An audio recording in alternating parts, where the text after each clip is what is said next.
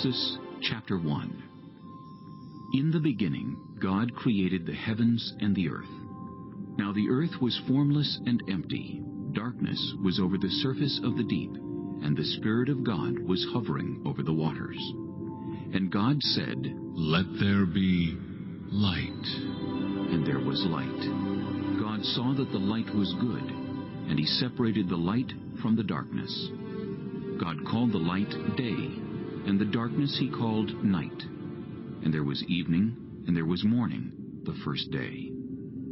And God said, "Let there be a vault between the waters, to separate water from water."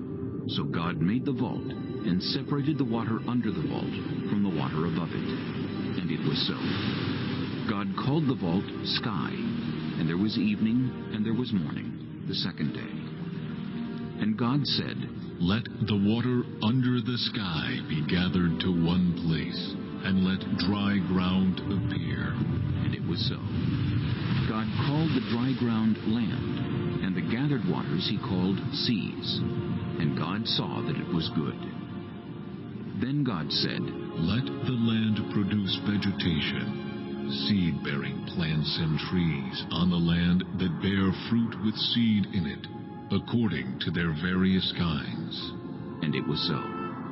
The land produced vegetation, plants bearing seed according to their kinds, and trees bearing fruit with seed in it according to their kinds.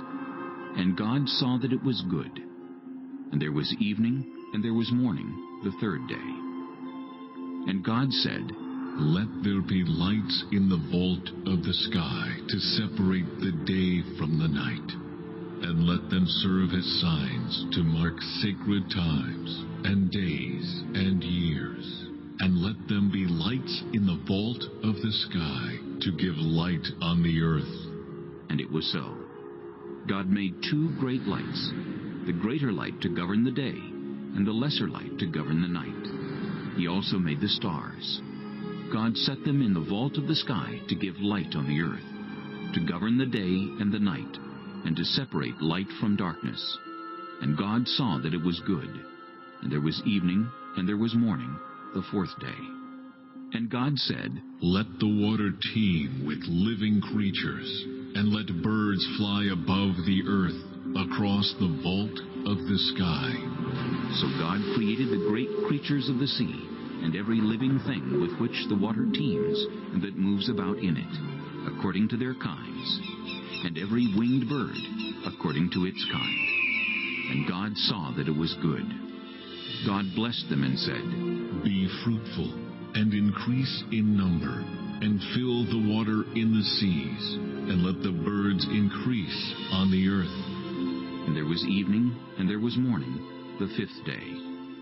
And God said, "Let the land produce living creatures according to their kinds, the livestock, the creatures that move along the ground, and the wild animals, each according to its kind."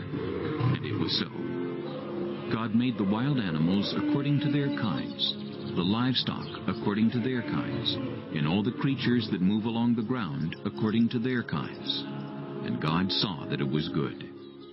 Then God said, "Let us make mankind in our image, in our likeness, so that they may rule over the fish in the sea, and the birds in the sky, over the livestock, and all the wild animals, and over all the creatures that move along the ground."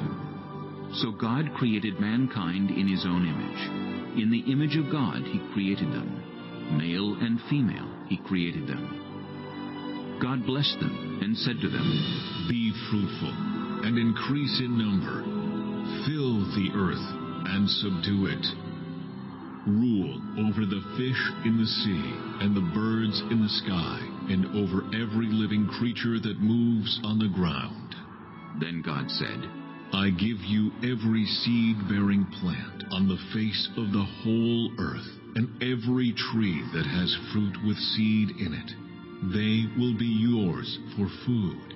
And to all the beasts of the earth, and all the birds in the sky, and all the creatures that move along the ground, everything that has the breath of life in it, I give every green plant for food. And it was so. God saw all that he had made, and it was very good. And there was evening, and there was morning, the sixth day. Chapter 2. Thus the heavens and the earth were completed in all their vast array. By the seventh day God had finished the work he had been doing. So on the seventh day he rested from all his work. Then God blessed the seventh day and made it holy, because on it he rested from all the work of creating that he had done.